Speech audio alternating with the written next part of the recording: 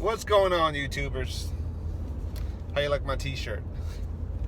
This is for all you sideways Sallys out there who want that panoramic view, so you're gonna get this one today. Something I want to talk about on YouTube, something I've observed over time, and I'll make it quick. You will not be the superstar that you seek to be on YouTube.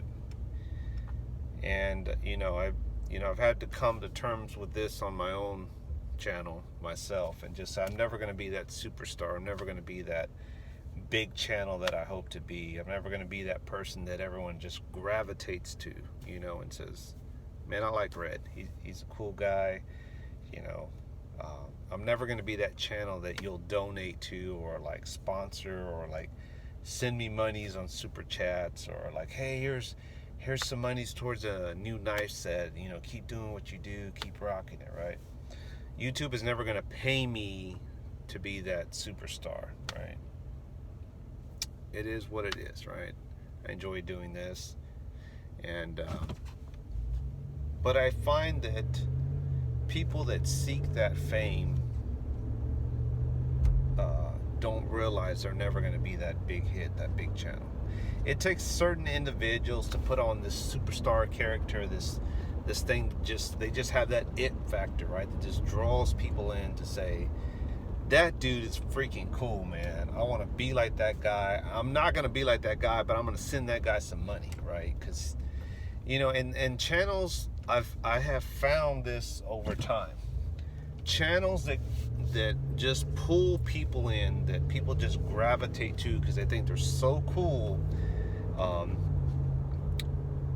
They're not as cool as you think they are. They're not really who they say they are or portray themselves to be, right? And I'm not calling anybody out specifically. My friends are my friends here. I'm not talking about you guys out there, so don't think this is toward you. But there are some channels out there that I'm not sub to, that I've come across, or I've heard other people tell me about, and I'm just like, I'm not impressed. Just as they're probably not impressed with me, and that's okay. But I'm not impressed because the ones that portray this, I have my shit together, or that's the dude that knows shit hits the fan, or maybe they're an ex-military, or maybe they have some background, and people, gravitate toward them. They're not all that. I don't see it. I don't see it. And they have some knowledge to give you, great.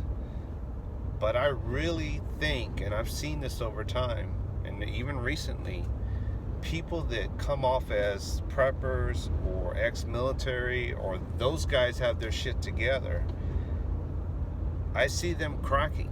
I see them breaking now. And I see them panicking. And they're not going to tell you that, because they want you to look towards them. They're not all that. I see it. I see through their eyes. They're starting to break. They're starting to crack. The pressure's coming down on them.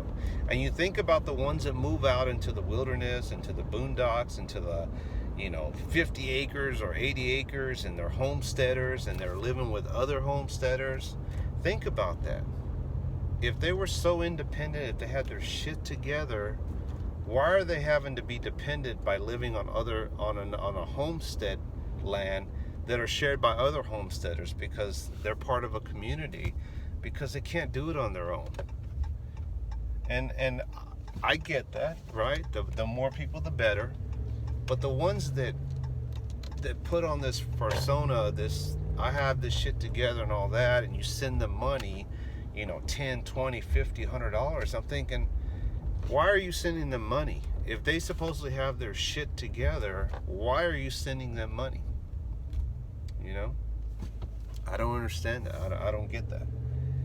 Channels like mine will never gravitate. People will never send me money, never send me a super chat, or never donate or sponsor me, right?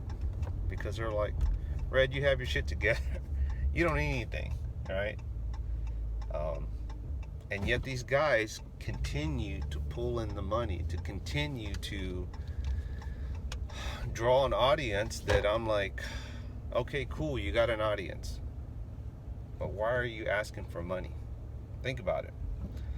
All right, adios amigos.